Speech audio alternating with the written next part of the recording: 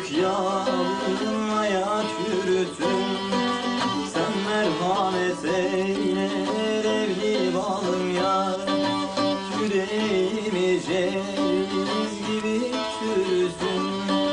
Senin aşkın katliam ya, çektirme cefalar yandırım anana.